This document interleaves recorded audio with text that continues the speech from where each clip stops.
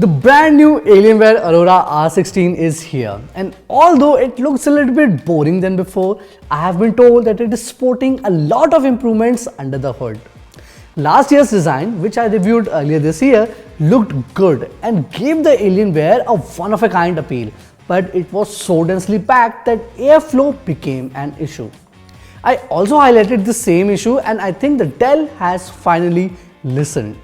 Which is why we have this new design, and it is all about performance and also ease of upgrade. Just remove this screw over here, pull this latch out, and this side panel comes out. It really is that easy. And since we are here, let me take you through the specs and the internals on this thing. So it comes with an Intel Core i9-13900F featuring 24 cores and 32 threads. 32 GB quad channel DDR5 memory, 1 TB of SSD, and an RTX 4070 GPU. So here's how everything looks, and it is quite neatly packed together. Now Dell has made this as a toolless upgrade compatible design. What that means is that you will not find many screws and bolts here, but you will find a lot of latches over here. As a result, upgrading this machine is quite easy. So first up, you get 2 RAM slots over here, and you get 1 additional SSD slot over here as well. Now the RAM slots are both occupied, and the RAM that the Dell has used is quite plain looking one. In my personal opinion, at least something like a Corsair Vengeance or ADATA XPG could have been used here. Now, while upgrading the RAM or the SSD is pretty easy, upgrading the CPU looks fairly difficult because it is fairly well bolted down and it is quite difficult to remove. But you can do it if you have a lot of experience building or assembling PCs. Now it uses the same LGA 1700 socket, so a theoretical upgrade to 14th gen CPUs is possible. So that was it for the CPU upgrade. Now moving on to the GPU upgrade, I would like to say that it is possible since it only has 1000 watt power supply and an RTX 4070. The only option to go for is either an RTX 4080 or an equivalent AMD card. Now the power connector used here by Dell, it seems like a proprietary one, so upgrading to a graphic card which has a different power connector could also be an issue. In terms of cooling though, you do have liquid cooling over here, and you also have plenty of ventilation and vents over the entire chassis.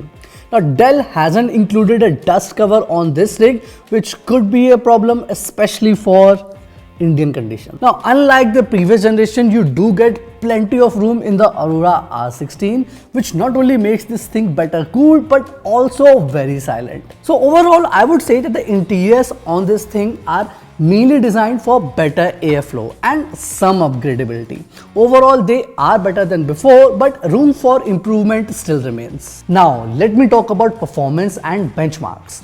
The CPU performs exceptionally well. It scored 28,487 in multi-core test and 2078 in single core test. Not only is it fast, it also maintains good temperature levels.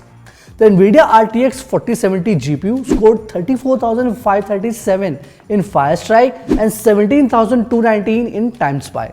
Even in Geekbench 6, the CPU scored 2747 and 18180 in single and multi-core tests respectively. Meanwhile, in Geekbench 6 GPU test, it scored 1,71,795. Meanwhile, the SSD has a sequential read and write speed of 6486 and 5188 MB per second respectively.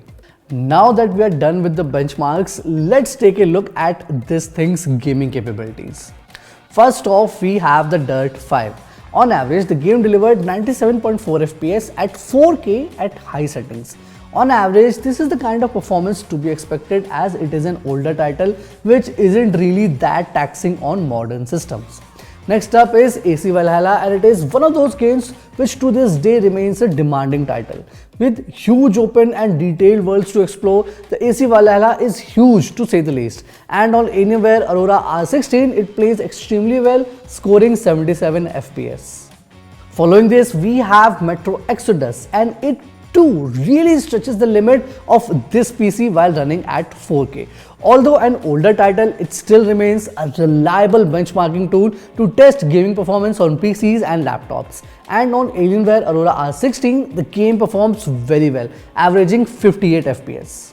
After this, we have Shadow of the Tomb Raider, which is another semi-open world game.